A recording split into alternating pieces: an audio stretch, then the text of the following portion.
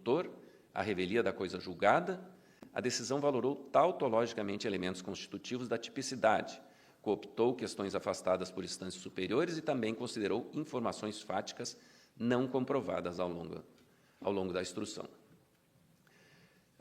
Ao longo do voto, então, eu tento me apropriar principalmente desse último ponto e corroborando o encaminhamento que foi dado pela eminente relatora. Pontuo que estou de pleno acordo no ponto em que, usando apenas a internet, a utilização da culpabilidade pela origem valeu-se dos mesmos elementos que informam o dolo eventual, então eu tento me apropriar principalmente desse último ponto e as motivações referidas em sentença, e aí eu passo a segunda vetorial, que foi afastada pela eminente relatora, claramente cooptaram qualificadoras afastadas em decisão preclusa.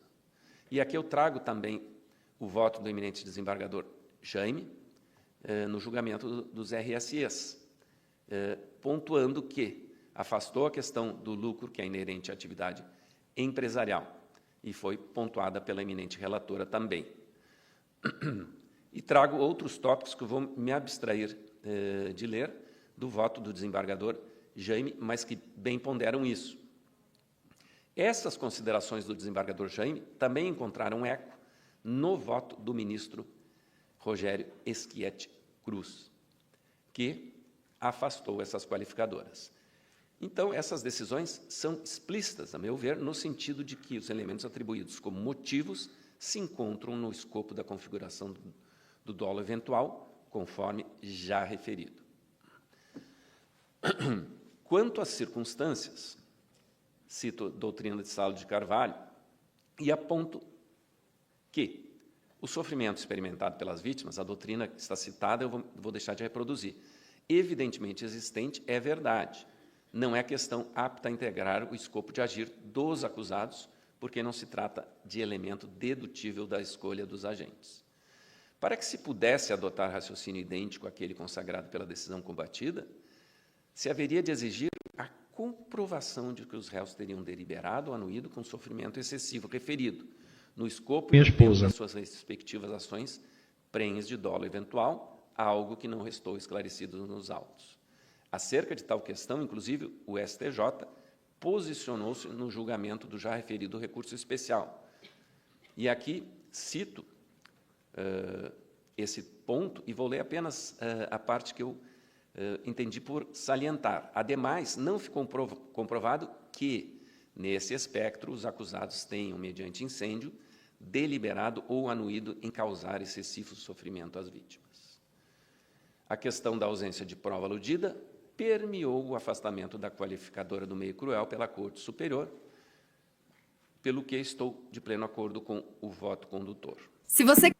A idade das vítimas, por fim, pertine às consequências do crime, devendo ser valorada em tal circunstância judicial. Perfeitamente possível, em segundo grau, que se desloque essa circunstância judicial, que, por diferente compreensão do julgador originário, tenha sido valorada equivocadamente, consagrando outra operadora dentre aquelas contidas no artigo 59 do Código Penal, operação que, nos moldes do tema 1214 do STJ, não importa em reformácio impégios, desde que não se aumente a pena final, ou seja, imposto um regime de cumprimento mais rigoroso. Assim, tal como decidido pela eminente relatora, estou neutralizando a vetorial das circunstâncias, deslocando-a para a circunstância judicial consequências, sem efeitos no cômputo da basilar. Também estou acompanhando a eminente relatora em relação à vetorial consequências para mantê-la e valorá-la negativamente. Revela os efeitos dos fatos, não só sobre as vítimas vivas, familiares de todos os ofendidos, mas também sobre a sociedade local. A situação causou comoção nacional, a comunidade de Santa Maria, mesmo após anos do ocorrido, continua vivenciando a dor e a lembrança do fatídico dia. No mais, há nos autos provas de que algumas das vítimas sobreviventes tiveram consequências graves, como múltiplas lesões, enfrentamentos de cirurgias uso de medicamentos, amputação de membros do corpo, queimaduras extensas e profundo abalo emocional. Não se trata meramente de caso em que o luto é consequência natural do crime, tese da defesa de Elisandro. E aqui pontuo jurisprudência sobre abalo emocional e sobre a questão de amputação de membros, que vou deixar de reproduzir, mas estão contidas no meu voto. Os réus que estavam no interior da boate não poderiam, ademais, valer-se de tal circunstância para neutralização da vetorial, como alegado, sob o pretexto de que também teriam sido vítimas, pois a magnitude das consequências dos fatos são, obviamente, desproporcionais, comparadas, por exemplo, com as sequelas psíquicas apontadas pela defesa de Luciano em suas razões recursais. Assim, entendo deva ser mantida a circunstância judicial consequências. Também estou afastando, exemplo da eminente relatora, a vetorial do comportamento das vítimas.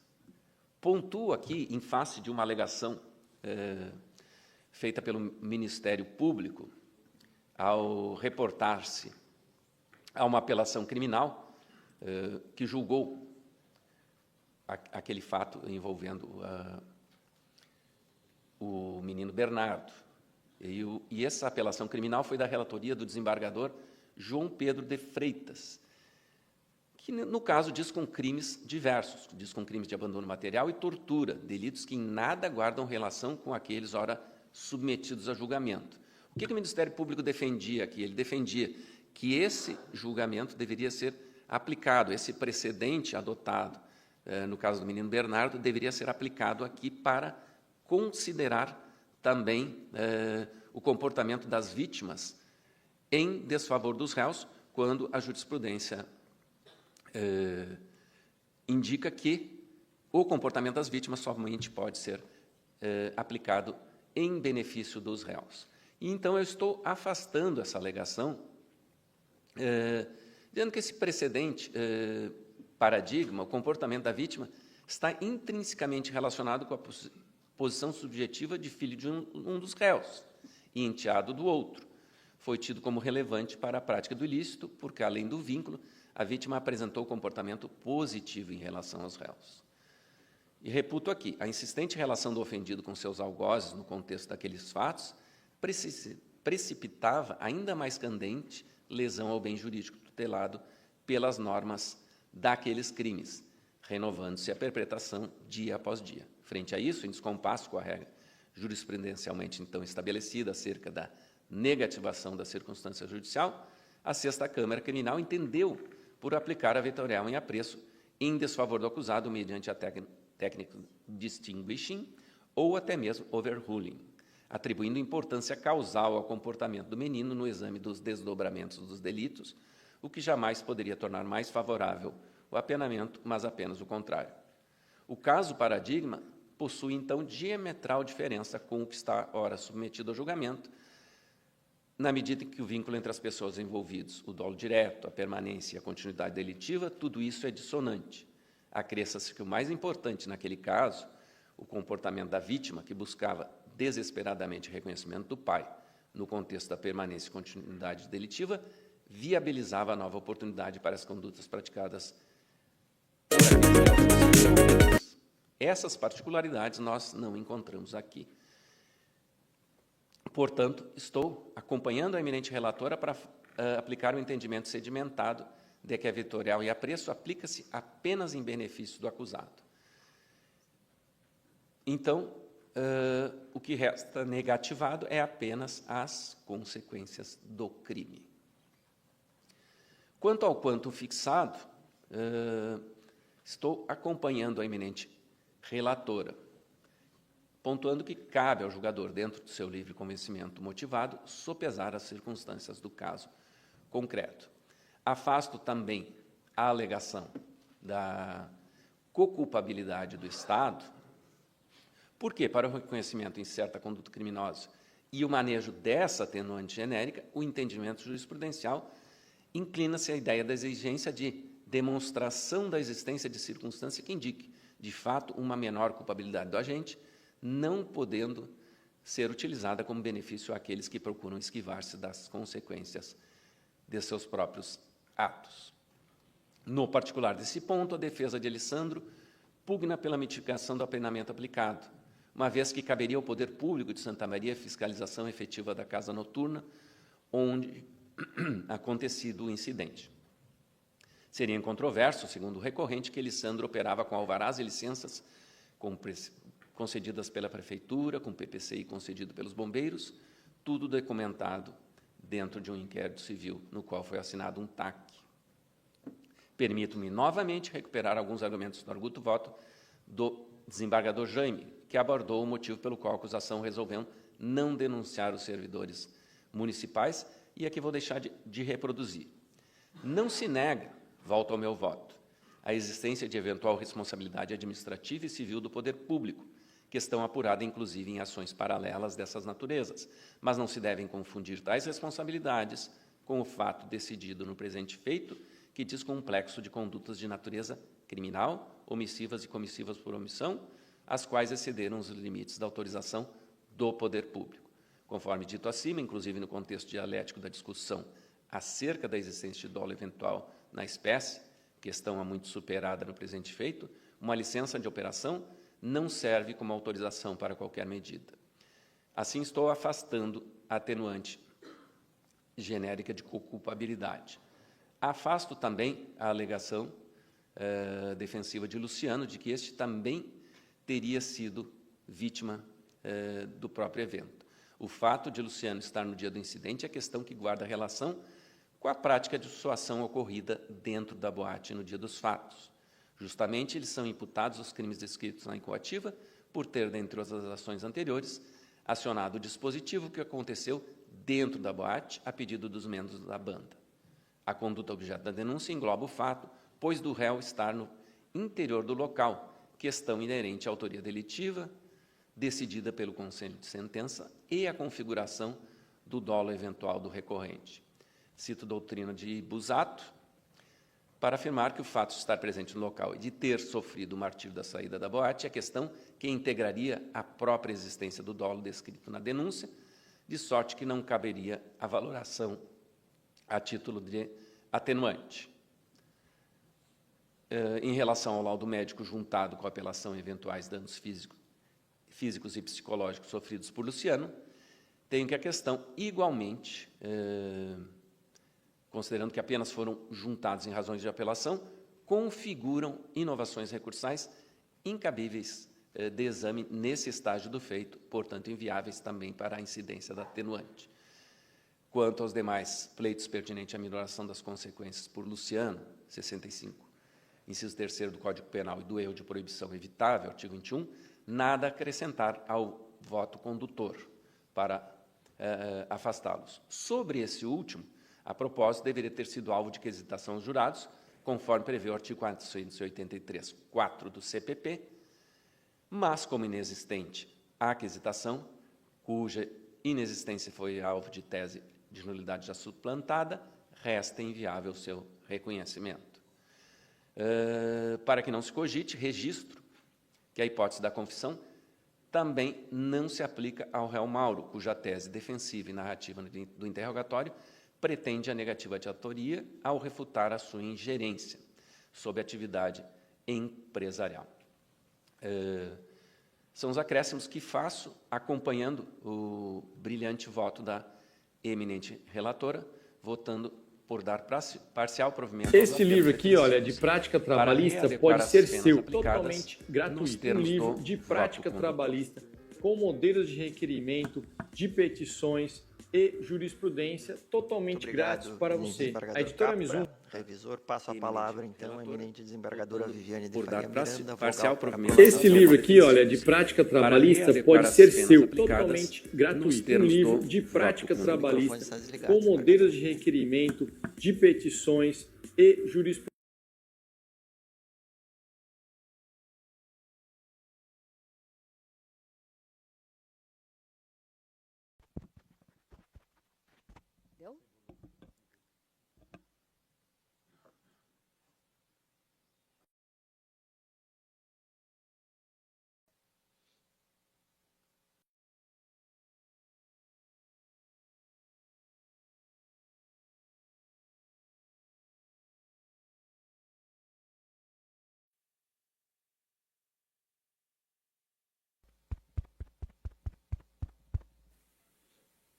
Tá funcionando? Deu? Então, inicio saudando, então, o senhor presidente, o desembargador Luciano Losegan, a eminente desembargadora e relatora, Rosane Bordache, o colega eminente desembargador Luiz Antônio Capra, a ilustre representante do Ministério Público, a doutora Irene Soares Quadros, os nobres advogados que bem fizeram o uso da tribuna, respeitaram o tempo e foram muito objetivos nessa fala, meu reconhecimento, os familiares sobreviventes dessa tragédia que hoje novamente se fazem presentes.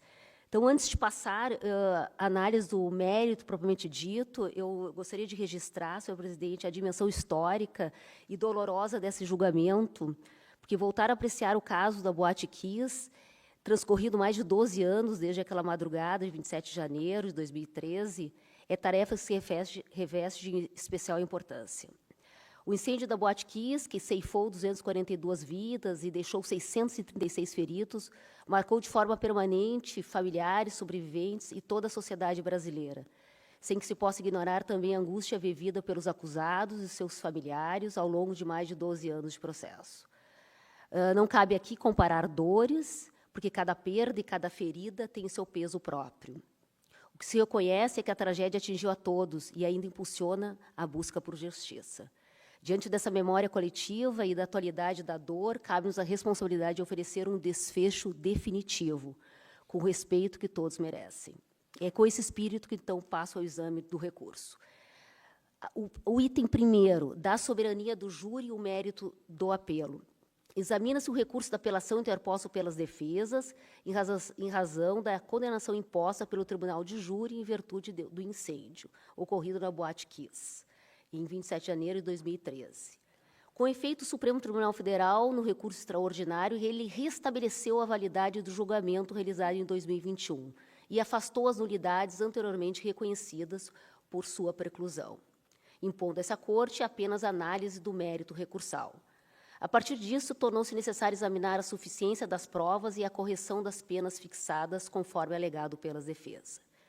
No tocante ao mérito, acompanho o entendimento da ilustre relatora, no sentido que a decisão do Conselho de Sentença está amparado pelo conjunto probatório, não havendo fundamento para afastar a soberania do veredito popular. Segundo tópico, da dosimetria da pena.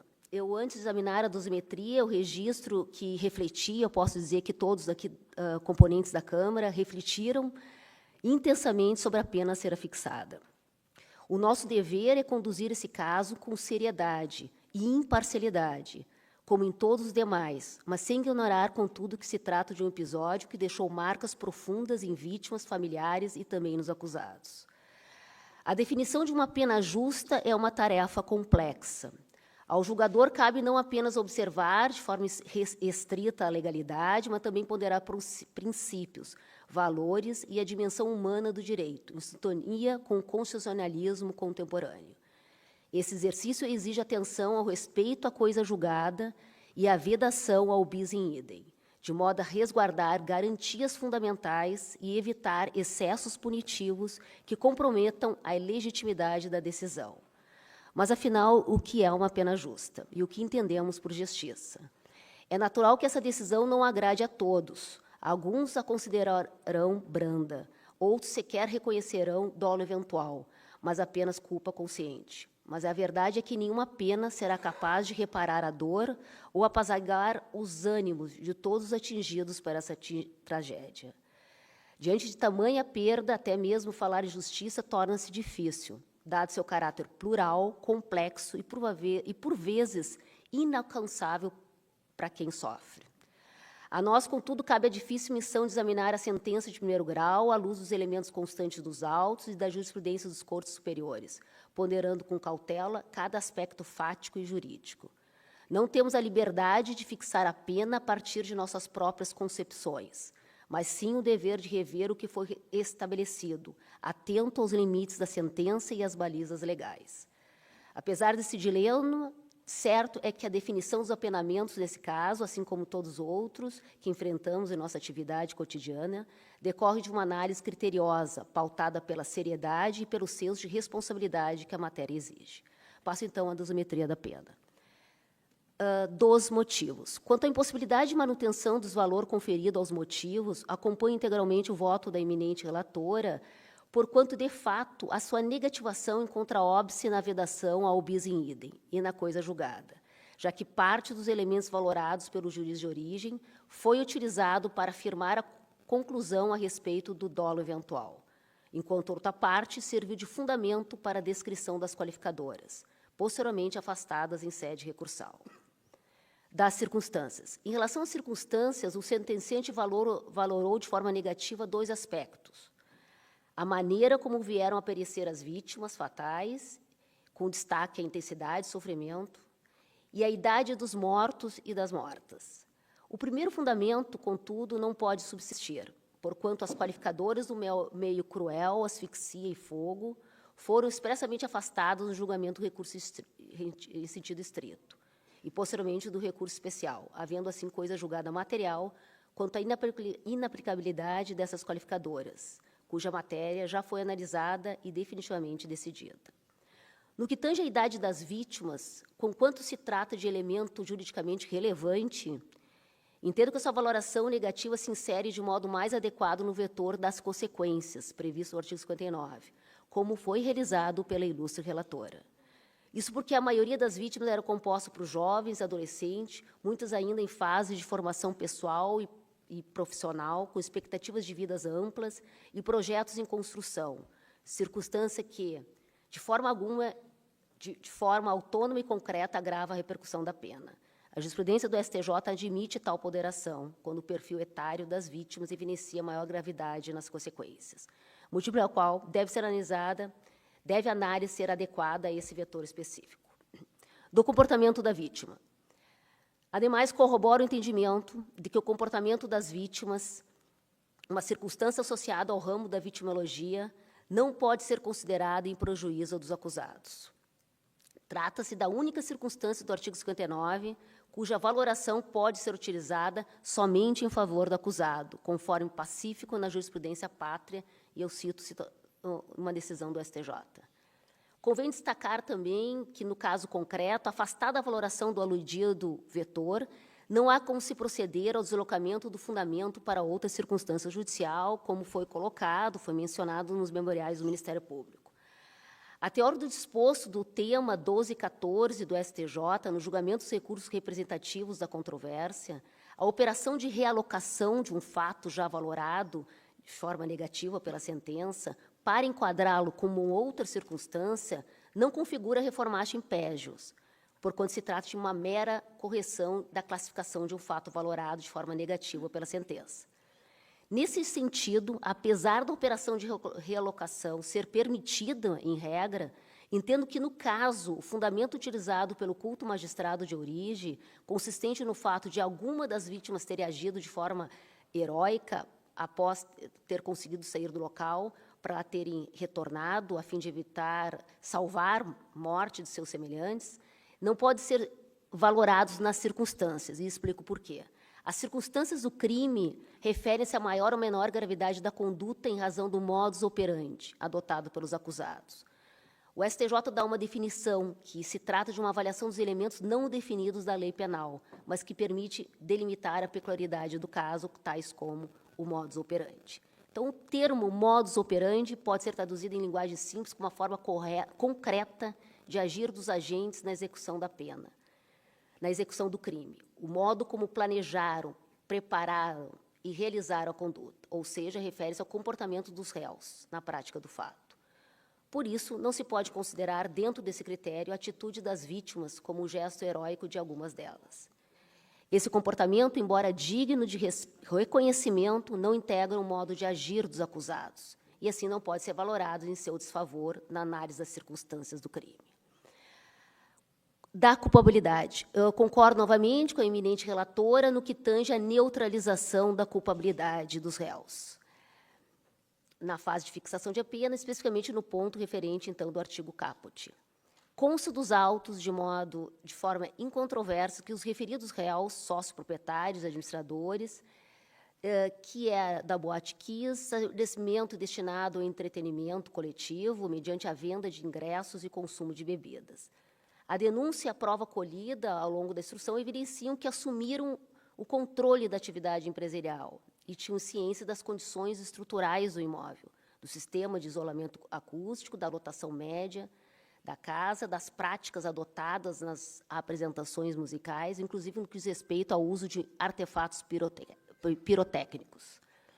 A posição de garantidores assumido pelos réus Elissandro e Mauro, decorrente dessa relação contratual estabelecida com os frequentadores da boate Kiss e a posição de confiança que ocupavam enquanto empresários do ramo de entretenimento, poderia, em tese, ser valorado de forma negativa na análise da culpabilidade, à luz da maior reprovabilidade da conduta resultante da violação de um dever especial de proteção. Tal entendimento encontra respaldo na doutrina penal contemporânea, e eu permito citar uma tese de doutorado de uma jurista de nome Tatiana de Oliveira Stocco, intitulada Culpabilidade e Medida da Pena, delimitações no âmbito de uma pena proporcional ao fato, na qual a autora sustenta, com apoio da doutrina penal alemã e na jurisprudência do STF e do STJ, que a culpabilidade, compreendida como juízo de censura ao agente, pode ser agravado quando esse ocupa uma posição que o vincule a dever especial de proteção, cuja violação eleva a reprovação da conduta. Então, eu cito Stocco, 2018, e faço referência das páginas. Entretanto, no caso concreto, tal circunstância não poderá ser utilizada nesse momento para majorar a pena base na primeira fase da zoometria, uma vez que a posição do garantidor foi utilizada para fundamentar o juízo de admissibilidade da acusação dolosa na sentença de pronúncia e confirmada em segundo grau como elemento essencial à configuração do nexo de causalidade entre a omissão e os resultados lesivos, no contexto do dolo eventual. Valorá-la novamente na culpabilidade acarretaria o bis in idem, o que é vedado no nosso ordenamento. Importante observar que o Ministério Público, se assim entendesse, poderia ter interposto um recurso com vistas a ampliar a fundamentação da sentença condenatória e pleitear uma valoração negativa e um aumento da pena base. Contudo, a ausência da insurgência acusatória inviabiliza, nessa instância revisora, qualquer majoração que ultrapasse os limites traçados pela sentença e pelas razões recursais defensivas, sob pena de ofensa ao princípio da reformatio impejus. Consigno por oportuno que a ausência, então, do recurso de apelação do Ministério Público impôs limites objetivos à atuação do colegiado, especialmente no que se refere à individualização judicial da pena, nos termos do artigo 617 do Código de Processo Penal, referente à vedação do reformatio impejus. Assim, embora se reconheça a maior reprovabilidade de diversos aspectos da conduta, principalmente em relação aos proprietários da boate Kiss, a inércia recursal da acusação restringiu a possibilidade de majoração da pena, preservando os limites do duplo grau de jurisdição e o princípio do tanto devolutum quanto apelatum, sem prejuízo do exame de argumentos da defesa. O tópico agora do aumento em 1/3 pelas consequências e o tema 12 e 14 do STJ. Ademais, mantém o acréscimo de 1/3 na primeira etapa dosimétrica relativo às gravíssimas consequências do crime, conforme fundamentação da eminente relatora. A magnitude do resultado, 242 mortos e 636 feridos, a maioria jovens, estudante, em ambiente de lazer e total vulnerabilidade, evidencia de forma incontornável um desvalor extraordinário do resultado naturalístico, justificando a exasperação da pena dentro dos limites da legalidade, da proporcionalidade e da individualização. Eu não desconheço o teor do tema repetitivo número 12 e 14, fixado pelo STJ, na qual diz que é obrigatório a redução proporcional da pena base, quando o Tribunal de Segunda Instância, em recurso exclusivo da defesa, que é o caso, afastar circunstância judicial negativa reconhecida na sentença, sob pena de reformatio impejus. No caso dos autos, é verdade que esse colegiado afastou parte das circunstâncias judiciais negativadas na sentença, como a motivação, a culpabilidade, as circunstâncias e o comportamento da vítima. No entanto, a valoração das consequências foi mantido, com fundamentação própria, robusta e anterior ao julgamento do tema 12 e 14, inclusive delineado, então, no voto da relatora. Ainda que o juízo de origem não tenha fixado uma fração numérica expressa ao valorar negativamente as consequências, A jurisprudência do STJ não veda que o tribunal, ao reformular a desometria, estabeleça um critério quantitativo claro e proporcional, desde que não haja inovação prejudicial.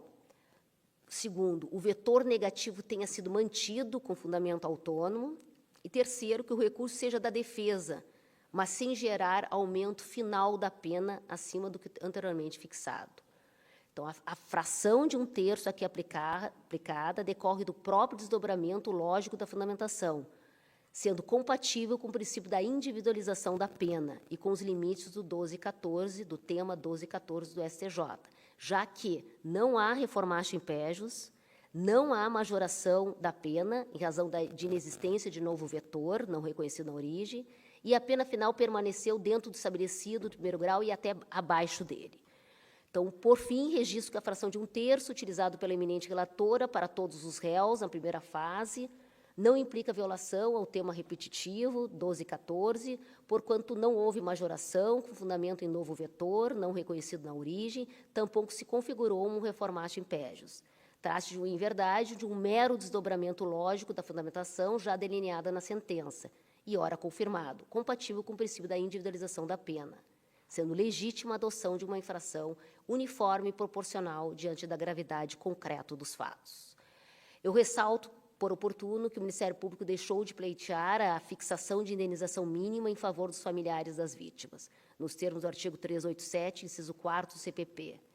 Essa omissão processual acabou por restringir a atuação jurisdicional na esfera reparatória, na medida em que a fixação da indenização depende de expressa postulação da acusação ou do ofendido. Embora a gravidade e a extensão de dano causado sejam inequívocas, a ausência de requerimento específico inviabiliza que o tribunal de ofício estabeleça um valor indenizatório, sob a afronta do princípio do contraditório e devido processo legal. Nesse sentido, acompanho na íntegra o voto da eminente relatora. Acrescento, quanto à questão do regime inicial do cumprimento de pena, que, mesmo computado o período de aproximadamente 1 ano e 11 meses de prisão provisória, eu fiz o cálculo aqui, pouco diferencia o tempo em relação aos demais, né, de todos os réus, a reprimenda ela permanecerá ainda superior a 8 anos. Então, não havendo fundamento para modificação do regime fixado. Eventual pleito de progressão deverá ser deduzido perante o juiz da execução penal, com observação do contraditório e o cumprimento do requisito subjetivo. Por fim, eu gostaria de terminar que não há pena que alivie a dor da ausência, nem uma sentença que apague o peso da acusação. O que a justiça pode e deve oferecer é a serenidade da legalidade e a dignidade de um julgamento imparcial. Então, senhor presidente, eu voto em acompanhar... Opa, olha a Síria aqui. A Síria querendo se envolver no julgamento. Então, eu voto, presidente, então, em acompanhar na íntegra o voto da relatora para dar parcial provimento aos recursos defensivos, para reduzir as penas finais de Luciano e Marcelo a 11 anos de reclusão e de Elissandro e Maura a 12 anos de reclusão, mantidas as demais combinações da sentença. Muito obrigado, eminente desembargadora Viviane. Questiono a eminente relatora se tem algum acréscimo. Sim, eminente presidente. Está ligado. Uhum. Só com relação a essa questão da letração que me faltou, mas já está no voto. Na linha do que já bem defendido aqui pela desembargadora Viviane, não houve modificação no cumprimento e, consequentemente, a operação, eventualmente, que caiba, deve ser feita pelo juízo da execução criminal, sob pena da gente violar o grau de jurisdição. Esse é o entendimento. Okay. Já está registrado também no voto. Ok, muito obrigado. Então, proclamando, por fim, o resultado, a primeira Câmara Especial Criminal decidiu, por unanimidade, afastar a alegação de que a decisão dos jurados foi manifestamente contrária à prova dos autos e, assim, dar parcial provimento aos recursos defensivos para reduzir as penas finais de Luciano Augusto Bonilha Leão e Marcelo de Jesus dos Santos a 11 anos de reclusão e de Elissandro Calegaro Sper e Mauro Londer Hoffmann a 12 anos de reclusão, mantendo-se as demais combinações da sentença. Com isso, dou por encerrado este julgamento, essa sessão extraordinária da primeira Câmara Especial Criminal, de 26 de agosto de 2025, agradecendo a presença de todos, parabenizando o Ministério Público, senhores advogados, a distinta plateia, né, e também aos eminentes colegas por esse trabalho hercúleo. Muito obrigado, dou por encerrada a sessão.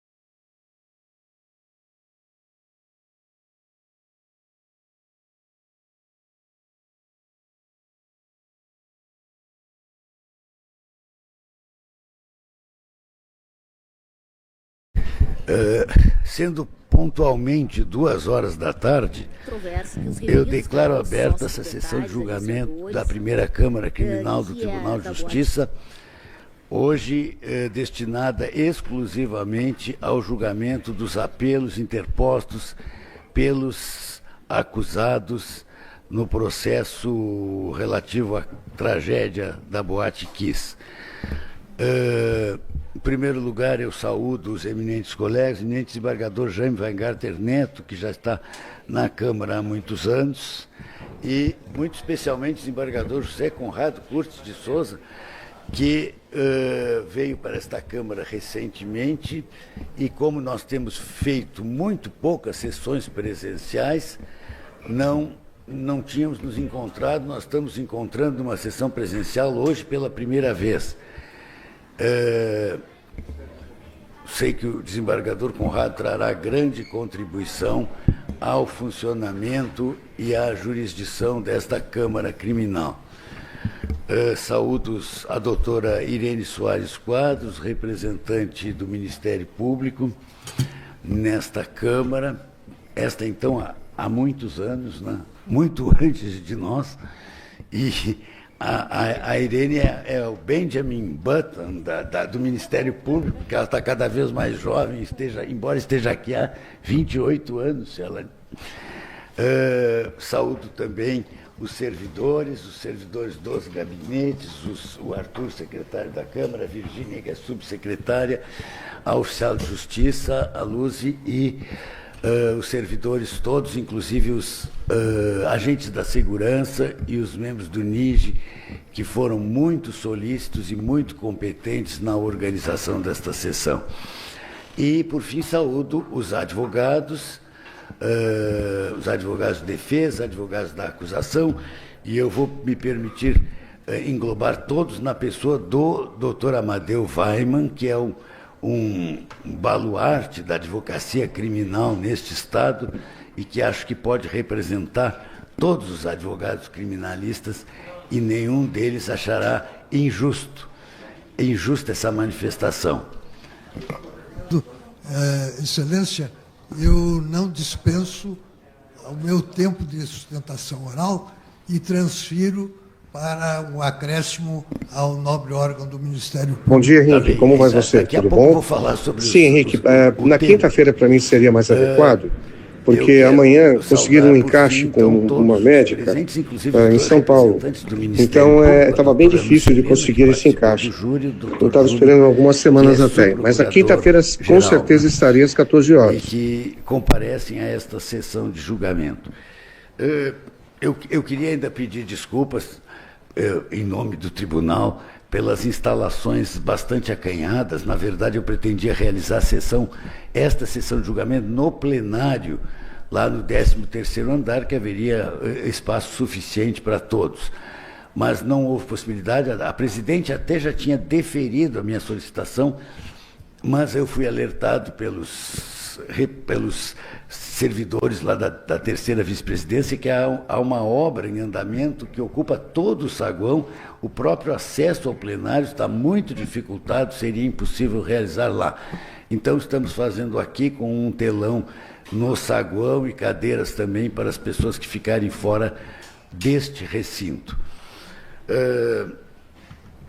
Dito isso, eu queria estipular assim, algumas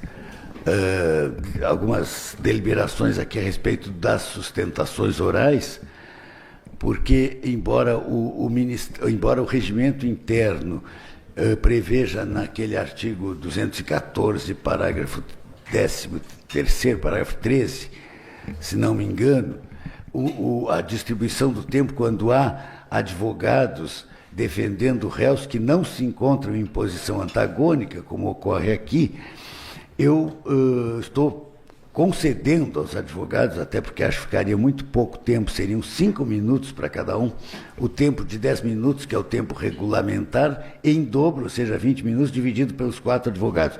Então, eu estou propondo aqui, concedendo, acho que todos vão concordar, o prazo de 10 minutos para cada um, com a concordância da representante do Ministério Público, que está aqui fiscalizando a lei.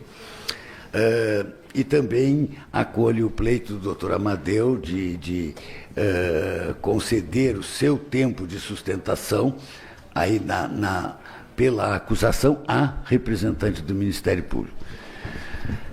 Então, aí, por fim, a ordem das sustentações, como não há nem previsão legal, nem nada, eu defini por ordem alfabética. Eu sei que lá no júri o doutor Orlando propôs que se fizesse pela ordem da denúncia, depois acabou havendo sorteio, mas todos concordaram. Eu conversei agora, quando cheguei aqui, com os advogados, exceto o doutor Jader, que não estava presente naquele momento, e todos manifestaram concordância com a realização das sustentações em ordem alfabética dos acusados, ou seja, o primeiro é Elisandro, doutor Jader, o segundo Luciano, doutor Jean Severo, o terceiro Marcelo, a doutora Tatiana, e, por último, o réu Mauro, doutor Mário Cipriani e o doutor Bruno Menezes.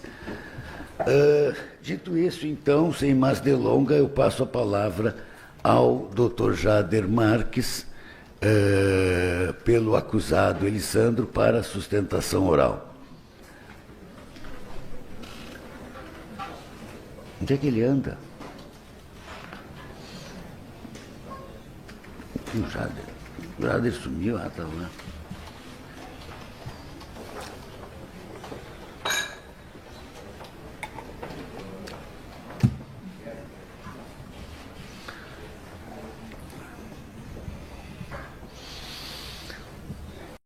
Faça seu projeto grátis com a Madeira. Móveis modulados ideais para todos os espaços. Traga as medidas da sua casa e projete o ambiente dos seus sonhos. Visite a loja física mais próxima. Bora para a loja que tem tudo para sua obra e reforma? Bora para a Obra Max. Produtos de qualidade profissional com as melhores condições para quem vai construir ou reformar. No Drive da Construção, você entra com seu veículo, pega seus produtos, paga e bora. Quer ainda mais praticidade? Compre pelo site e retire na loja mais próxima. Itens da fundação ao acabamento com o melhor preço do mercado. Compre por onde quiser. Site, televenda ou WhatsApp. Bora para a obra? Bora para a Obra Max.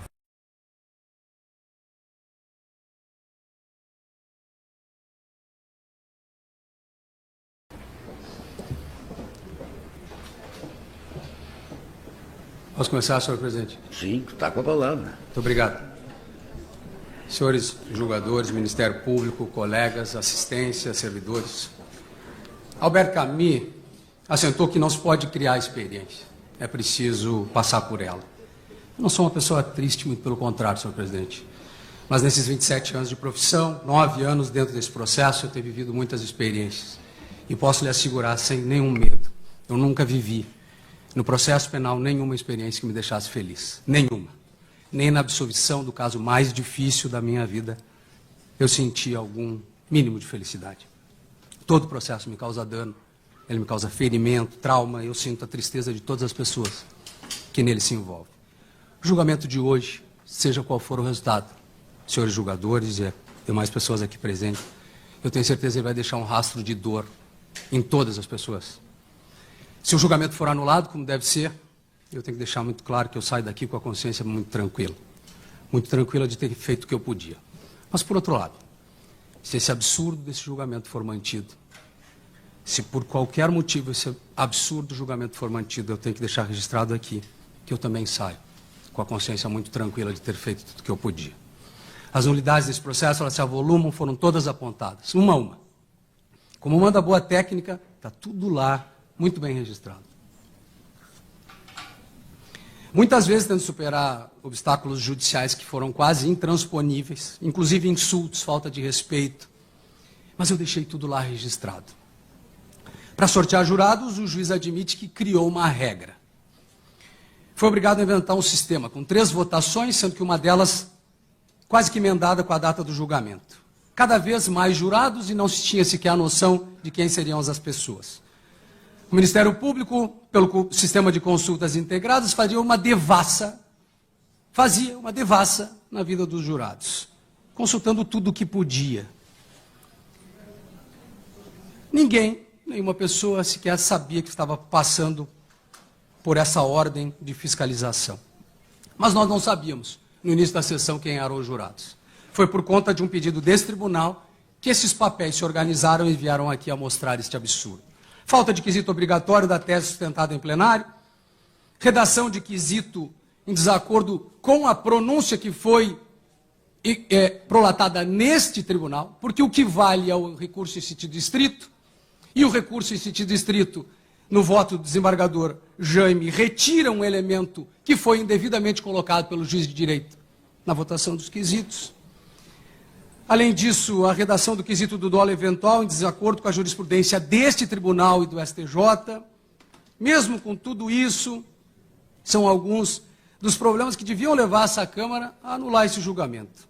Tudo isso está muito bem registrado. Mas nós estamos vivendo momentos difíceis, né? A terra voltou a ser plana, as vacinas não curam, os negros, as mulheres, os pobres, a população LGBTQIP+, QIAP+, eles ainda são vistos como os diferentes, são os que devem morrer.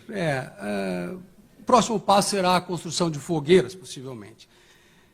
Tem muitas pessoas que não querem ver. No clássico ensaio sobre a cegueira, o mestre Saramago conta a história de uma epidemia que tomou conta de um lugar imaginário. As pessoas começaram a ficar cegas. E, surpreendentemente, a mulher do médico não fica cega. E no meio do enredo deste romance, ela tem uma conversa com o velho, com o cego mais velho. E ele, em algum momento, mostra que aquilo que ela não estava conseguindo ver. A mulher do cego enxergava, mas não estava vendo. Pois é, as nulidades elas estão aqui nesse processo. Isso é muito importante que seja dito. Elas estão e permanecerão nele. Quer sejam declaradas agora ou não. Senhoras e senhores, eu asseguro que isso não depende de um acordo nosso, de um consenso, de uma vontade de quem quer que seja. O julgamento da Boate-Kiss, de dezembro de 2021, ele é nulo. E continuará a ser nulo, quer seja declarado ou não. Edmund Husserl aponta no estudo sobre a fenomenologia, no início dos anos 20, ele entrega isso para o século 20, um legado que tem permitido inúmeras transformações no pensamento filosófico, e isso desde a Grécia. Hoje nós pensamos diferente. E é preciso, como dizia o mestre, que nós nos voltemos às coisas mesmas. Sim, o pensamento não muda o que é tal como é. Senhores julgadores, como a mulher do médico, os senhores poderão não estar vendo, porque realmente não enxergam, porque não querem ver, porque não podem ver, mas uma coisa é inegável. As nulidades, elas estão lá, e o fato de não dizerem isso nos seus votos não vai apagar essa verdade. Há dias, a jornalista Daniela Arbex disse que essa Câmara preocupava, porque era composta por desembargadores que sofreram derrotas nos tribunais superiores.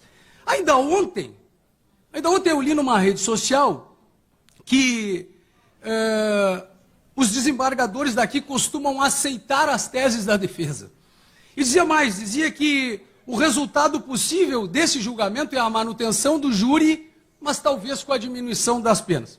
Já hoje de manhã a coisa estava mais assertiva, ela estava mais forte. Porque a manchete dizia: TJRS vota se diminui a pena dos réus. Hoje já era isso. Pois bem, as nulidades talvez já tenham sido afastadas nas redes sociais. Caminho está certo. É preciso passar pelas experiências, mas eu não posso deixar de citar também Sartre, senhor presidente. Ele nos lembra que o importante não é aquilo que fazem de nós, mas o que nós mesmos fazemos do que os outros fazem de nós. E o meu professor Ricardo Tim de Souza tem nos mostrado com a sua obra que viver é realmente arranhar o real. Tá bom. Eu saio daqui a se confirmar o que os jornalistas talvez já soubessem. Se esse julgamento for mantido, eu saio dessa tribuna, senhores julgadores, eu saio atingido, eu saio triste, eu saio machucado. Mas o que eu vou fazer com isso? Perguntaria Sartre. Eu vou ali lamber as minhas feridas, eu vou entender as minhas falhas, eu vou superar as minhas fraquezas, e depois disso eu vou voltar de cabeça bem erguida. Vou levantar bem a cabeça, porque eu vi as nulidades, os atropelos, a falta de respeito, os erros desse julgamento por um dolo eventual inventado por um Ministério Público acuado. Precisava defender-se. E eu apontei isso como eu deveria e como me cabia. A confirmar a manutenção desse julgamento, eu declaro-me aqui, nesta tribuna, derrotado. Faço isso sentindo a falha perante as Marias, a Natália, a dona Marlene e todos aqueles de uma família que divertia Santa Maria. E declaro-me derrotado. Mas eu também declaro-me derrotado ao lado de Darcy Ribeiro. Ele sentiu esse fracasso e ele disse: fracassei em tudo o que fiz na vida. Tentei alfabetizar as crianças brasileiras e não consegui. Tentei salvar os índios e não consegui. Eu tentei fazer uma universidade séria e não consegui. Tentei fazer o Brasil desenvolver-se autonomamente e fracassei. Mas os fracassos são as minhas vitórias, ele disse. Eu detestaria estar no lugar de quem me venceu. E eu penso mesmo nesse momento. Obrigado. Doutor Jader, então, eu passo a palavra ao defensor do réu Luciano, doutor Jean Severo. Excelência, que satisfação retornar a essa casa. Esse está sempre alegre. Está com a palavra, doutor. Posso lá? Sim. Excelências, é uma satisfação enorme retornar a essa casa. Confesso que, nesta colenda Câmara, poucas vitórias eu obtive. Não sei de onde é que tiraram isso. Essa é a realidade, não é? Mas eu reconheço, Excelência, algo que é característico dessa corte, dessa Câmara. Coragem. Coragem. Eu vou lá para Santa Maria, para a pronúncia, que pronunciou esses 4, a dolo eventual, coisa que não existe, totalmente inexistente, absurda, ridícula até mesmo. E eu tenho, Excelência, na figura do magistrado Dr. Ulisses, um homem culto, polido, fino, inteligente. Mas, Excelência, sabe por que ele pronunciou? Pela pressão. E principalmente porque é o caso Kiss. Só por isso. Ele sabe, no seu âmago, internamente, que isso não é dolo eventual. Um acadêmico de direito do primeiro semestre sabe que isso não é dolo eventual. Até mesmo aquele que cabula a aula sabe que não é dolo eventual. Mas é a pressão, é o caso Kiss. Eu vou pronunciar e dane-se. Pois bem, daí esse processo vem para o tribunal e de forma correta, técnica, como se julga nessa casa. Não, só um pouquinho, isso aqui não é dolo eventual. Quem tem que julgar é o juiz da cola lá, o doutor Ulisses. Isso aqui no máximo é um culposo.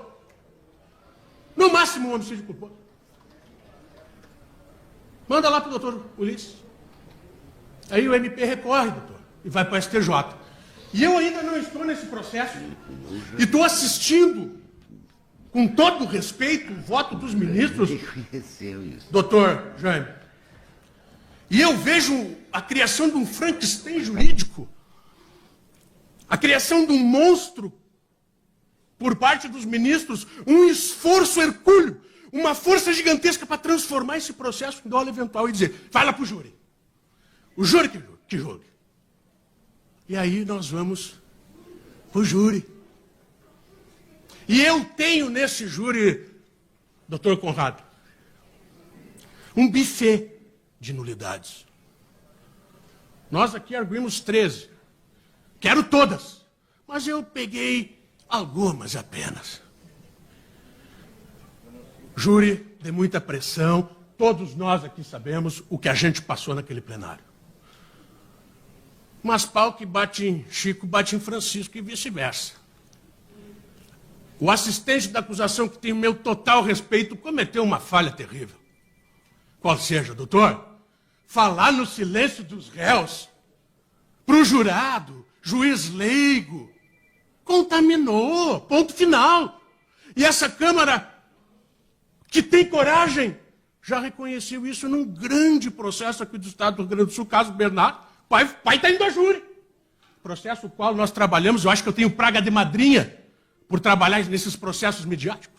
Mas essa Câmara mandou a júri pelo silêncio dos réus. Excelência, o MP, com toda a velha, tem que aprender que não se fala no silêncio dos réus e ponto final. É um direito constitucional do réu responder quem ele quiser. Não dá para falar, vamos parar com isso. Eu estava fazendo um júri em Minas, o promotor começou com essa historinha. Eu quero registrar. Eu disse, doutor, lá no nosso Rio Grande nós anulamos um caso grande por causa disso. Esquece isso, homem, segue teu caminho. E não se registra nada, porque anula. Então esse é um ponto importante. E o doutor Orlando, nesse momento ele foi feliz. Ele teve um momento de felicidade no júri. Qual seja, quando ele percebe a nulidade crescendo, ele chega com toda a sua tranquilidade e elegância e diz, doutor, não fale bobagens. Para mim, ele anulou o júri. Eu não precisava mais nem falar nada. O próprio doutor Pedro, que tem todo o meu respeito, chegou para mim e disse, Baja, o que tu acha, anulou? Eu disse, meu velho, eu acho que anulou. Não se fala em silêncio. No júri são poucas coisas que a gente não pode falar, tchê. O silêncio é sagrado. Ponto final. Outro ponto, doutor. Eu faço muitos júris. Tenho júri agora, quarta que vem.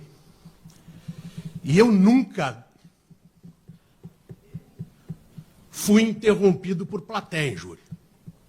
E, infelizmente, o doutor Orlando deixou isso acontecer. Eu tenho um munus público. Eu estou defendendo a alma e a vida humana. Eu não posso ser interrompido. Por quê? O que acontece? Macula. O jurado é sensível, doutor. Qualquer coisa ele... Ai, meu Deus, o que está acontecendo? E aí doutor, eu sou interrompido 3 vezes, eu não sei o porquê. Se eu sempre tratei a todos com maior respeito e urbanidade como se deve ser. Eu só fui um pouco mais duro, doutor, com o fogueteiro da Cabum, que colocou o Luciano no banco dos réus. Só isso. E aí me interrompiam. Isso contamina o jurado. E o doutor Orlando deveria, data vênia, retirar todos do plenário. Como ele fez dia 15 de março desse ano.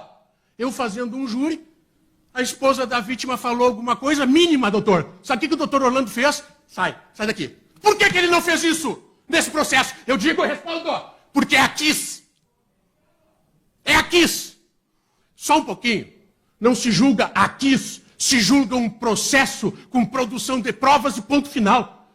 Agora eu vou ficar olhando a KISS. Eu vou julgar diferente. Não pode acontecer isso, excelências. E o doutor Jader já colocou a questão do quesito. Meu Deus do céu, parece que aquele quesito foi feito para condenar todo mundo. As ações são diferentes. E o quesito, doutor, é o mesmo para todo mundo. Como é que... Não dá, não, é de cair os butiá. Aconteceu coisas nesse júri de muita dificuldade. Excelências, eu era o único advogado que levava o réu para casa. O Luciano ficou na minha casa, doutora, 15 dias. Eu vi, doutora, isso as escolas não me ensinaram. A faculdade não me ensinou. Ao ver um homem inocente, honesto, trabalhador, que saiu de casa para ganhar 30 pila, sair com 18 anos nas costas, uma pena ridícula, absurda. E, doutor, eu vejo esse homem e eu levo para casa, condenado a 18 anos. E eu chego em casa e está minha esposa e meus filhos chorando. E esse réu se abraça com eles e chora, ajoelhado. O que eu penso de mim? Eu condenei esse homem. Eu vivo esse júri a cada dia, excelência. Eu esperei como louco esse momento, porque tenho certeza que essa Câmara vai anular esse júri. E nós vamos a júri novamente. Porque o Brasil absolveu o Luciano. Doutor, Twitter no dia do julgamento, milhões de pessoas dizendo 98% Luciano absolvido. Por onde eu ando, em qualquer recanto desse país, ele é inocente, ele é inocente, ele é inocente. Então, excelências, anule esse júri. Câmara corajosa. Aqui é uma Câmara firme. E vamos de novo ao plenário para absolver o Luciano. Muito obrigado. Muito bem, então. Passo a palavra à doutora Tatiana Borsa, defensora do apelante Marcelo. Está com a palavra, doutora. Senhores desembargadores, exímia procuradora de Justiça, colegas aqui da tribuna, doutor Jader, doutor Jean, doutor Mário, doutor Bruno, que aqui estamos nessa luta incessante em que o júri não acabou. O júri não acabou no dia 10. O júri ainda continua e vai continuar por muito tempo. Porque o que nós vivemos e o que nós estamos vivendo ainda é inaceitável. E eu reitero todas as palavras do Dr. Jader e Dr. Jean. E, com certeza, as palavras que o Dr. Bruno e o Dr. Mário aqui trarão. Essa defesa não pode e não aceita o que aconteceu. Respeitamos todos, familiares, todos os que realmente sofreram a dor de perder alguém de Santa Maria. Eu sou de Santa Maria. Todo mundo sabe que eu sou. Todo mundo sabe que eu vivo a dor de Santa Maria. Eu vivo a dor quando eu acabei o júri e fui para Santa Maria. E eu fui no calçadão de Santa Maria interpelada pelas pessoas dizendo: doutora, nós não acreditamos no que aconteceu. Assim como o Luciano, se o doutor Jean me permite, o Marcelo também foi para lá, para ganhar R$30. Marcelo nunca foi indiferente com as vidas que tinham lá dentro. Marcelo precisava de todas aquelas vidas que estavam lá dentro. Aquilo era o ganha-pão do Marcelo. Os R$30 que ele ganhava naquela noite. O sofrimento que ele trabalhava durante o dia e ia cantar à noite. Para aquelas pessoas que o elegeram para estar ali. Para estar tocando ali.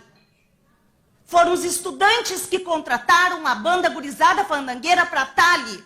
Porque acreditam, doutor Conrado, doutor Jânio e doutor Martinez. Acreditavam, sim, que jamais ele seria indiferente com todas aquelas vidas que estavam ali.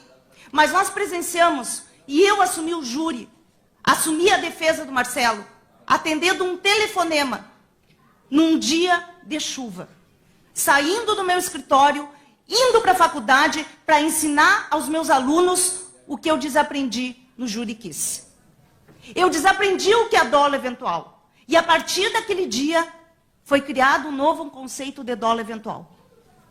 E nós não podemos admitir isso. Não podemos admitir isso, que seja criada naquele momento o Júri Kiss, um sorteio dos jurados onde os defensores não conhecem quem são os jurados. E a gente ouve no júri em que os jurados, o Ministério Público, com todo o respeito à instituição do Ministério Público, a qual eu fiz estágio durante toda a minha faculdade, e eu não sei se isso eu falo de modo que me envergonha ou que eu falo isso com orgulho. Mas hoje eu posso dizer, eu tenho vergonha do que eu ouvi no júri. De ouvir dizer do Ministério Público que todos os jurados tiveram consultas, tiveram acesso, o Ministério Público teve acesso a consultas integradas. Por que que nós, advogados, não tivemos isso? Por que que nós, advogados, não tivemos ciência de todos os jurados? Foram feitos três sorteios. 3 sorteios. No segundo sorteio, eu digo, e aonde ocorreu a outra nulidade? Quando foi acostado aquele jogo, vídeo, que eu fiquei sabendo quando eu estava almoçando. Porque foi juntado um vídeo que foi exaustivamente utilizado no julgamento do júri. E eu cheguei e disse para o doutor Orlando, que vídeo é esse que já teve coletiva de imprensa que foi juntado no caso Kiss? E eu não estou sabendo, porque eu quero me manifestar disto. Eu quero saber se isso vai ser algo lícito para ser usado no dia do júri. E o doutor Orlando, com surpresa, olhou para a doutora Lúcia e disse: isso foi juntado, doutora Lúcia? E digo pior para os senhores, às 9 horas da manhã, quando nós, advogados, não podíamos entrar no fórum por causa da pandemia. E a doutora Lúcia disse sim. Só que o Ministério Público teve o tempo de chamar toda a imprensa para fazer uma coletiva às 10 da manhã. E nós, defesas, ficamos sabendo ao meio-dia pela TV. O que é inadmissível, cerceamento de defesa. Esse júri é eivado de nulidade e a gente não pode admitir isso. Nós acreditamos sim na primeira Câmara. Eu, Tatiana Borsa, junto com o Marcelo, acredito nessa primeira Câmara. Porque essa primeira Câmara não se deixa influenciar por ninguém. Essa primeira Câmara, ela simplesmente faz o que tem que fazer. Todos nós vamos sair ou tristes ou alegres. Porque nós não podemos admitir que o nosso direito de defesa, num caso tão midiático, como o doutor Jean muito bem falou, porque é o caso Kiss. Nós não podemos admitir que isso aconteça. Nós queremos sim, e isso que aconteceu depois do caso Kiss, depois da sentença, o dia 10, quando eu fui interpelada por várias pessoas no calçadão de Santa Maria, e como sou até hoje, como recebi várias mensagens, doutora Tatiana, nós acreditamos. E isso que o doutor Jean falou aqui, 98%, com certeza, 98% do mundo acredita na inocência dos réus. E não é de um, de outro, é dos 4. Ninguém queria matar ninguém lá na Boate Kiss. Não existe dolo eventual. Este conceito de dolo eventual foi criado de uma maneira horrenda. através de uma tragédia. Inclusive, esta primeira Câmara já decidiu muito sobre isto. E, inclusive, no caso Kiss, essa primeira Câmara já decidiu. Fora todas as inovações que foi trazidas aqui. A prova é contrariamente. Os jurados julgaram, foram sim influenciados, foram sim, estavam ao lado da plateia. Este era um júri que não deveria ter plateia. Este era um júri que ninguém deveria estar assistindo, porque ninguém poderia se manifestar como ocorreu agora. Ninguém poderia se manifestar. Respeito a nós estamos aqui defendendo quem é inocente. Eu estou aqui defendendo o Marcelo, porque ele é inocente. Essa defesa alegou, sim, várias nulidades. Mas não pode admitir que isso fique silente. Que realmente coloque uma venda nos olhos dos julgadores e que passe em branco. Vou sair, sim, triste se esse julgamento não for anulado.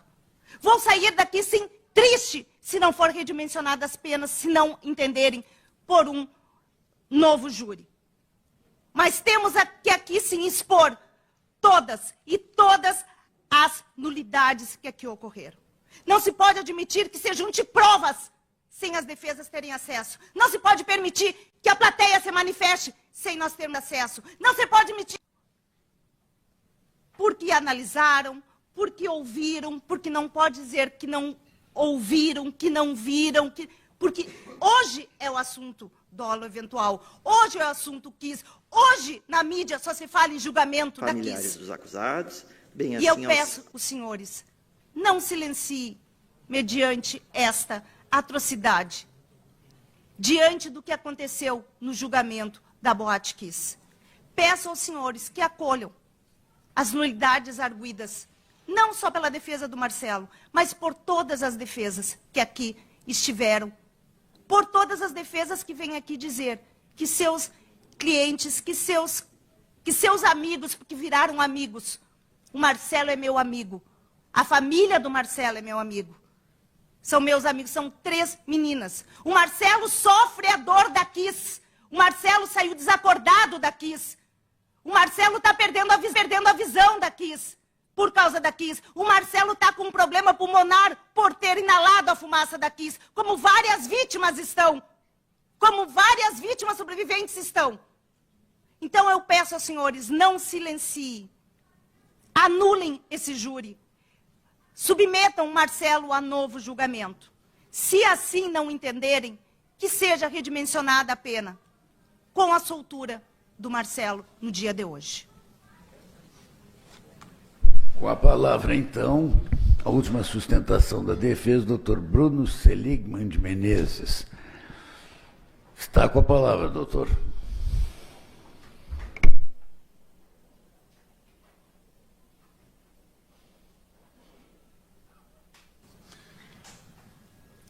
Excelentíssimo desembargador Manuel José Martinez Lucas, digníssimo presidente desta Câmara Criminal e relator deste recurso de apelação, na pessoa de quem cumprimento os ilustres desembargadores Jaime Weingartner Neto e José Conrado Curtis de Souza.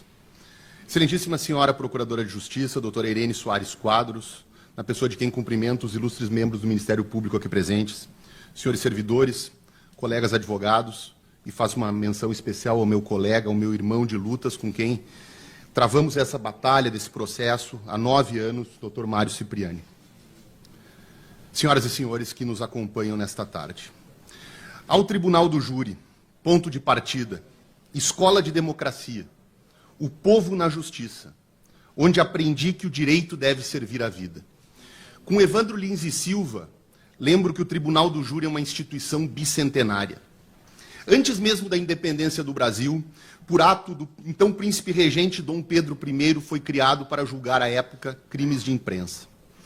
Após algumas modificações em sua competência e sua formatação, com a primeira Constituição da República, o Instituto foi erigido à garantia do cidadão brasileiro. Entre idas e vindas, nas Constituições dos conturbados anos 30, foi deslocado ao capítulo do Poder Judiciário, tendo retornado ao rol das garantias individuais com a Constituição de 1946. Nesta oportunidade foi assegurado ao cidadão brasileiro a plenitude de defesa. Plenitude de defesa, senhores, é muito mais profundo que amplitude de defesa. O fato de ser julgado por leigos sempre inquietou e preocupou o Constituinte, que exigiu do Estado que fosse observada uma defesa não apenas formal, mas, sobretudo, material. Com isso, dizer que o tribunal do júri é uma garantia individual do cidadão significa dizer que é direito do cidadão ser julgado pelo tribunal do júri e, consequentemente, dever da sociedade em julgá-lo, jamais o contrário. O tribunal do júri não pode ser um castigo ao cidadão brasileiro, mas um direito. E por ser esse foro tão sagrado, deve ter mais garantias do que teria em qualquer outro processo criminal. E definitivamente não foi o que aconteceu no processo da Boate Kiss. Aqui, acusação e o juízo agiram para suprimir garantias, notadamente para minimizar a plenitude de defesa dos acusados, o que se evidencia ao longo das mais diversas nulidades que foram apontadas, as quais priorizo 3, dada a exiguidade do tempo. A primeira, concernente à exploração do silêncio por parte da acusação, de sua assistência, quando diz expressamente o que pode ser verificado dos vídeos, que os acusados tiveram 8 anos para falar aos pais e hoje não quiseram responder às perguntas que eu ia fazer. É evidente que uma manifestação como essa, feita pela assistência à acusação, induz uma curiosidade excessiva, induz aquele senso comum de que quem não deve não teme, de modo que a exploração do silêncio dos acusados, além de violar frontalmente o artigo 478, inciso 2º, acaba violando também, via de consequência, a própria plenitude de defesa.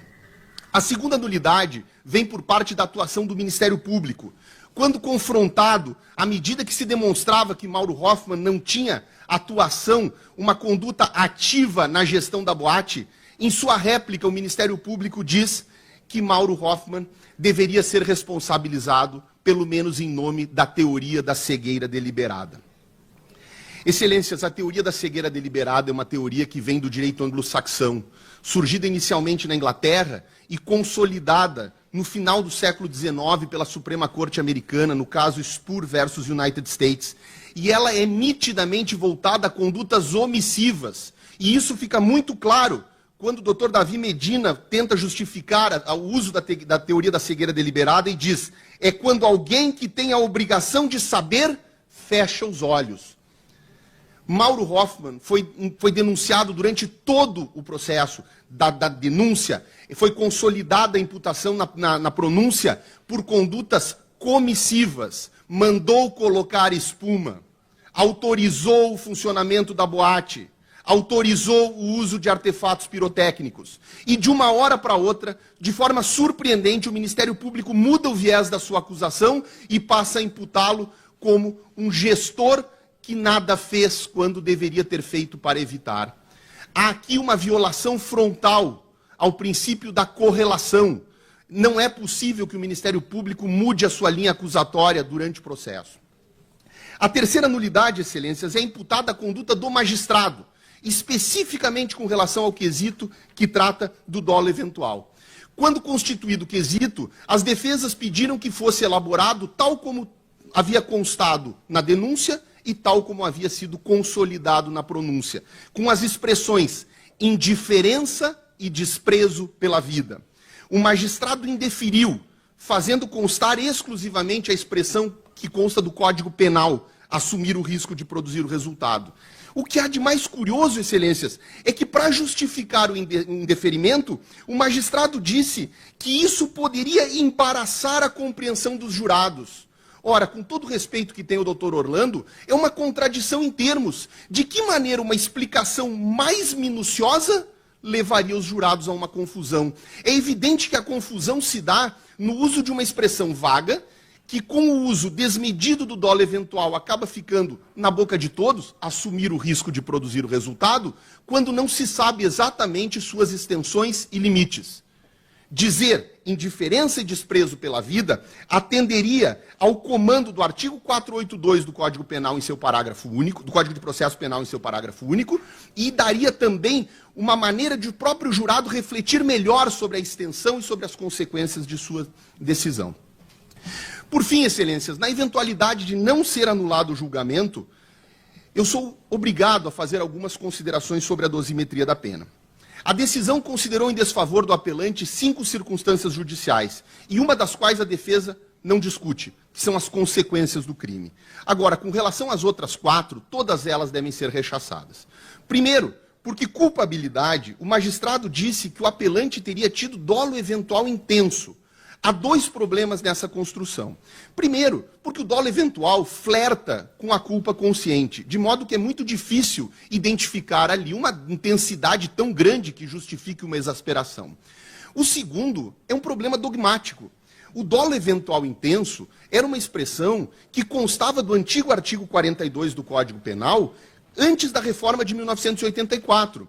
É dizer, o magistrado utilizou para valorar negativamente a pena do apelante uma teoria da culpabilidade adequada à estrutura causalista do delito, abandonada há quase 40 anos. Sobre os motivos e circunstâncias, há um problema bastante sério. O magistrado utilizou elementos que foram rechaçados por esta primeira Câmara quando do julgamento do recurso em sentido estrito. O que eram qualificadoras e que foram afastadas, agora voltaram de uma forma inventiva sob a forma das circunstâncias judiciais. É uma tentativa de burlar uma decisão que já se encontra protegida pela coisa julgada. E, por fim, a pena foi aumentada sob o fundamento da suposta defraudação da confiança, o que seria um desdobramento do comportamento da vítima. Essa primeira Câmara, como todo esse Tribunal de Justiça, como o Superior Tribunal de Justiça, e até mesmo como o Manual Prático de Decisões Penais da Escola Nacional de Aperfeiçoamento dos Magistrados, vem entendendo que o comportamento da vítima somente pode militar para abrandar a pena do acusado, jamais para prejudicá-la, porque não se espera que haja um comportamento da vítima. Então, é fundamental que a pena seja reduzida sensivelmente, e com isso, os desdobramentos naturais dessa redução. Excelências, mais do que o destino do Mauro, do Elissandro, do Marcelo ou do Luciano, o que está em jogo aqui, nesta tarde, neste julgamento, é o tribunal do júri e os seus cânones. Em nome deles, dessa instituição constitucional e bicentenária, é que pede à defesa a anulação do julgamento, a fim de que possa o apelante e os demais réus serem julgados dentro das regras do jogo, perante um processo justo e, subsidiariamente, a redução da pena. Muito obrigado. Encerradas, então, as sustentações orais pelos defensores, eu passo a palavra ao advogado do assistente de acusação, doutor Pedro.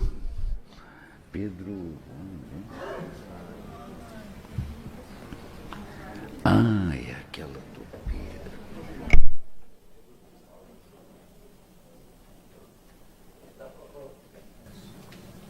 Está com a palavra, doutor.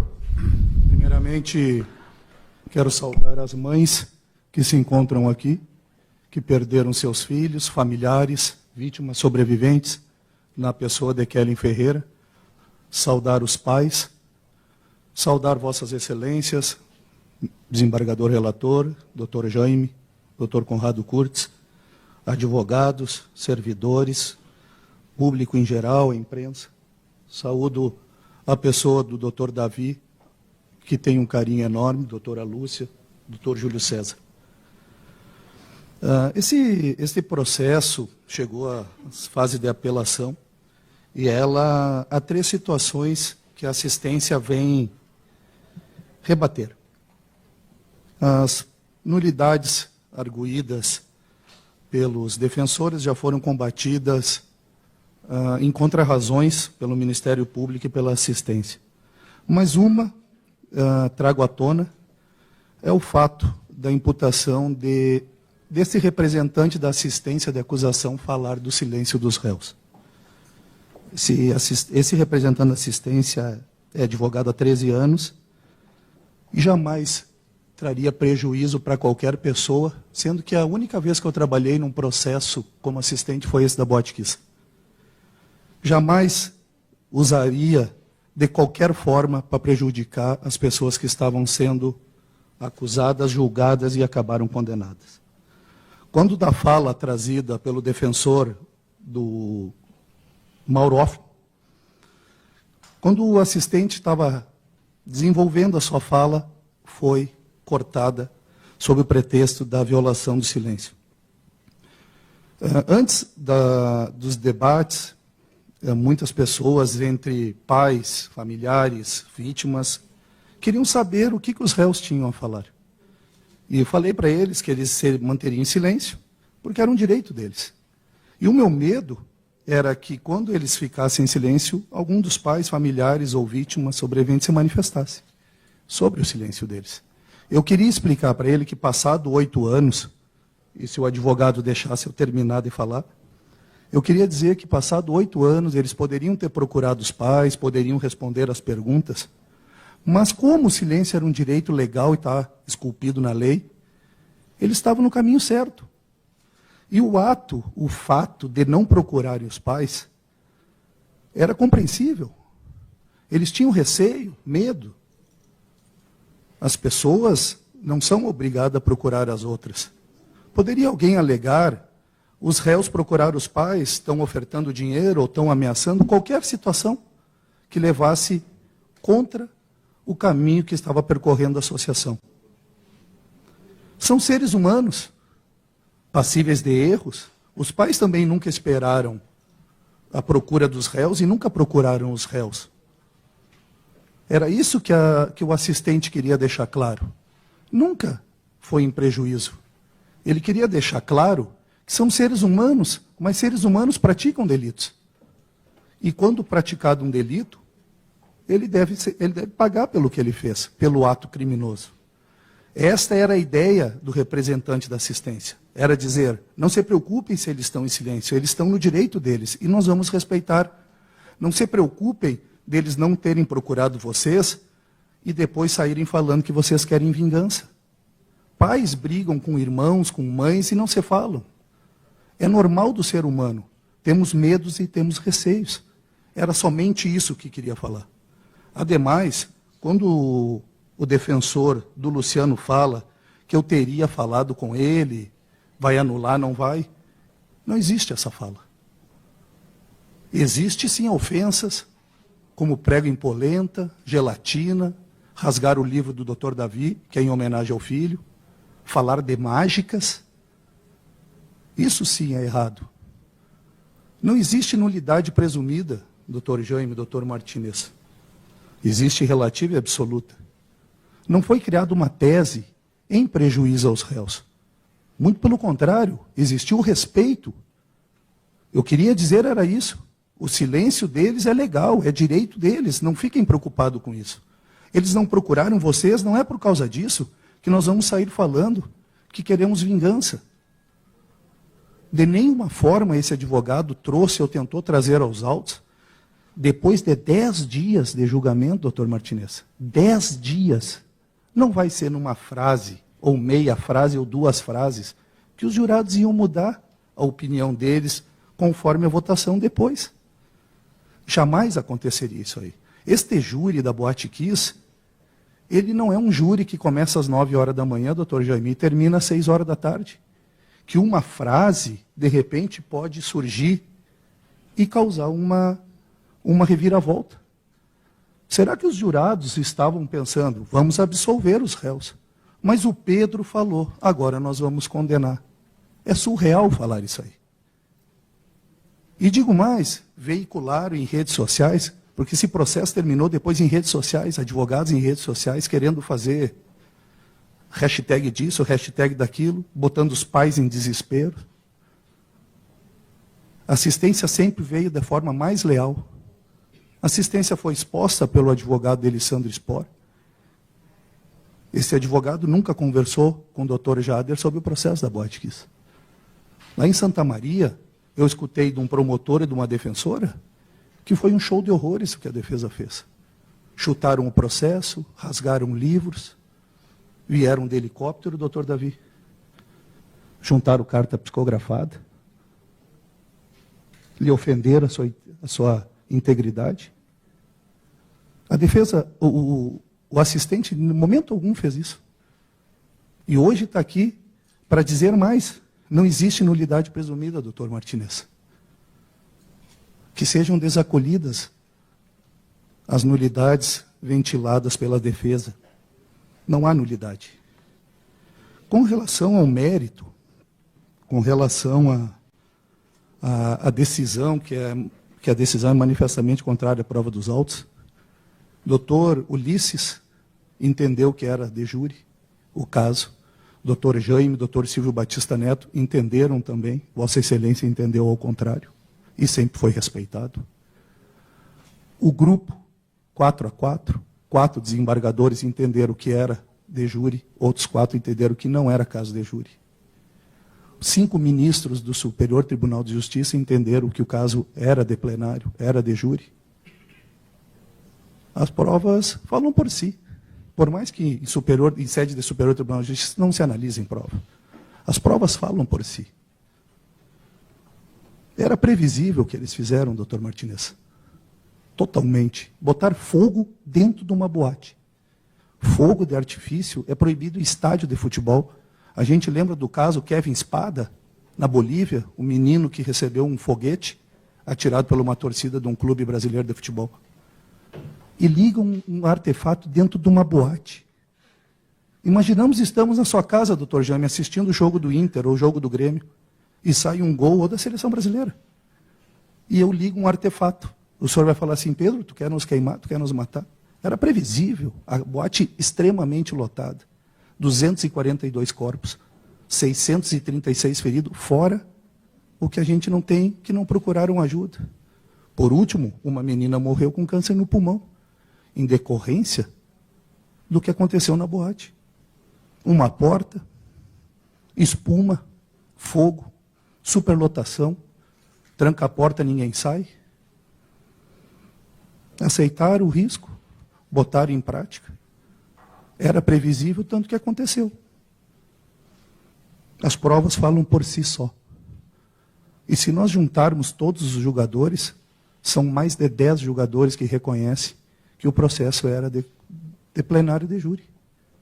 Não é somente o doutor Ulisses, ou o Pedro, ou o fulano ou ciclano. As provas falam por si só. As penas, muito se ouviu falar, não vão anular o júri, mas vão baixar as penas. O reflexo da ação dos condenados que se encontram presos, eles começam com 242 mortos, 636 feridos para mais, pais que perderam o direito de serem avós, até semana passada, acho que foi o dia do avô, salvo engano. Pais que perderam o direito nas velhices de serem cuidados por seus filhos, porque com o tempo nós vamos ficando mais velhos e vamos perdendo espaço no mercado de trabalho. Perderam o direito de ter uma vida melhor, de serem felizes. Kellen Ferreira restou mutilada. Dalvani com quase todo o corpo queimado. O doutor Orlando, quando sentenciou, ele não entendeu. Ele não sabe a notícia que eu encerro, doutor. Que tem pais que se suicidaram. Teve pais que perderam todos os filhos, 2, 3. Teve pai que teve um filho e perdeu ele. Os réus destruíram a cidade de Santa Maria. Literalmente, a noite de Santa Maria, que era muito bonita, recheada de jovens, não é mais a mesma. Santa Maria não é mais a mesma. Por fim, Excelência, terminando, requer que seja mantida a prisão, uma vez determinada pelo Supremo Tribunal Federal, e dizer que eu ficaria 50 anos preso, mas poder dar um beijo e um abraço, nem que seja uma semana no meu filho. Os pais não poderão mais fazer nada disso. Esse é o reflexo da ação praticada Fala, meu amigo, pelos réus tudo bem? Condenados. Tô indo almoçar agora.